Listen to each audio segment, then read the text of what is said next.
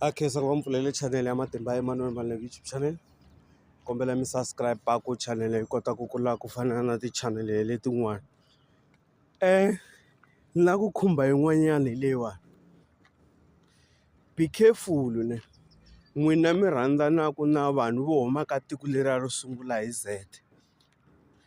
N'wina mi rhandzanaku na vanuna lavaya or vosesi lavaya va humaka ka tiko leriya ro sungula hi Z. I kuma ku wena muakatiko wa Afrika-Dzonga. Ivi I ti byela I ri sesi I ku ni kume jackpot. Ivi a ku akela yindlu, a ku xavela movha, a ku endlela xin'wana na xin'wana lexi xi lavaka.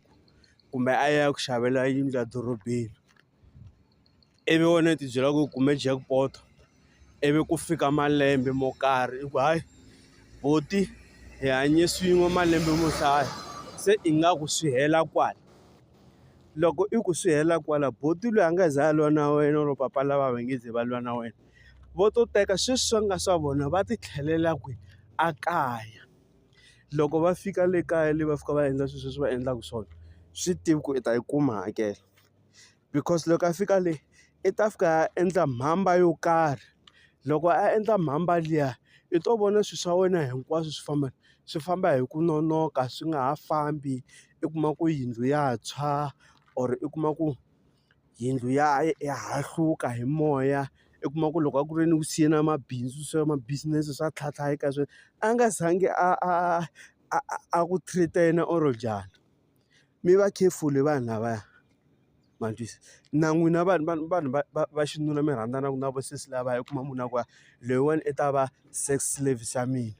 Ivi I kuma ku I tlanga hi yena sesi luya loko lava timhaka ta masangu ya ka hina a nga ku aleli xin'wana na xin'wana. Ivi I kuma ku I kuma un'wana wa laha Afrika-Dzonga ku sesi swa mina na wena swi hela kwala. Ivi a ya ti kumela un'wanyana munhu na yena I ta endla same thing.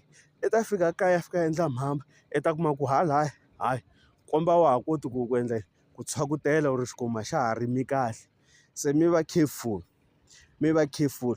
Loko mi lava ta ku ni mi byela ku swilo leswiwani mi swi sivela njhani ku loko I rhandzana na yena a nga ku endli swilo sweswo, comment mi press-a like or mi byela ku next and then ta kota ku vuya na swilo swa kona. Thank you.